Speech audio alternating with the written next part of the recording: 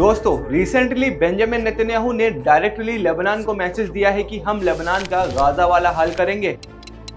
और नेतन्याहू ने ये पहले ही कह दिया कि हम सिविलियंस का भी ख्याल अब नहीं करेंगे। अगर हिजबुल्लाह सिविलियंस के पीछे छुपता है तो हम नहीं रुकने वाले, उसमें चाहे कितना भी नुकसान हो और कितने ही सिविलियंस मारे जाए।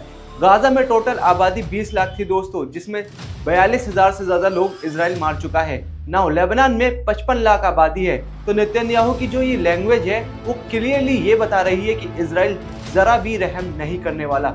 अगर एक आंकड़ा लगाया जाए तो लेबनान में क्या इजराइल 2 लाख से ज्यादा मासूमों की जान लेने वाला है, क्योंकि इजराइल ने लगातार बेरूत पर एयर स्ट्राइक जारी रखी है, जिसके अंदर 2000 से ज्यादा सिविलियंस अभी तक मारे गए हैं। लेकिन अब इजराइल दोस्तों एक लार्ज स्केल पर लेबनान में ग्राउंड इन्वेंशन करने की कह रहा है। कई तादाद के अंदर मिलिट्री इजराइल फिर से लेबनान के बॉर्डर पर भेज रहा है, जो ग्राउंड इन्वेंशन लेबनान के अंदर घुसकर करेगी।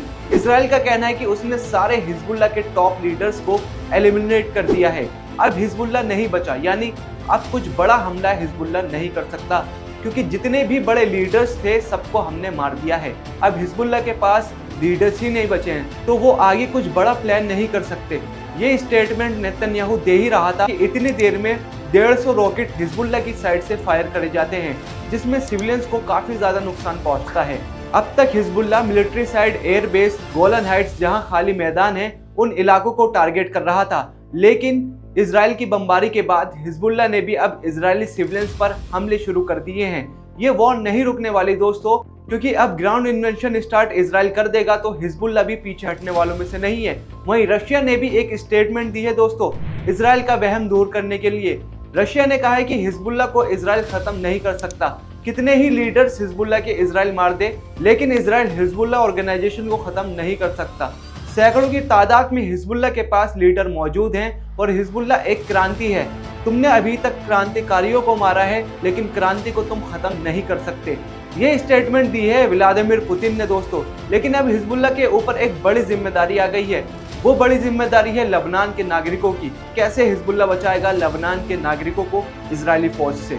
और जो लोग हिजबुल्लाह को टेररिस्ट ऑर्गेनाइजेशन समझते हैं, उनका मैं डाउट क्लियर कर दूं कि हिजबुल्लाह कोई बाहर से आकर लेबनान में नहीं बसा है, बल्कि हिजबुल्लाह खुद अपने देश की रक्षा करने के लिए बनाया गया है। जब साउथर्न लेबनान को इजराइल ने अपने अंडर कर लिया था, तब हिजबुल्लाह ने ही उस लेबनान के हिस्से को आज़ाद करवाया था। और इंडियन गवर्नमेंट भी हिजबुल्लाह को ऑर्गेनाइजेशन नहीं मानती है। लेबनान की मिलिट्री और हिजबुल्लाह का कंपेयर करें तो हिजबुल्लाह कई ज़्यादा ताकतवर है लेबनान की मिलिट्री से, तभी तो इजराइल को टक्कर दे भी रहा है। वरना 6 डे वॉर में 6 देश मिलकर भी इजराइल को नहीं हरा पाए थे।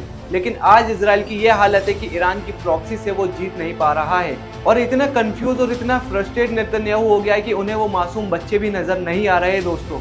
आपको क्या लगता है कि हिजबुल्लाह लेबनान को बचा पाएगा या नहीं? कमेंट में बताएं। अगर वीडियो पसंद आया तो लाइक करें और चैनल को सब्सक्राइब करें। मिलते हैं नेक्स्ट वीडियो में।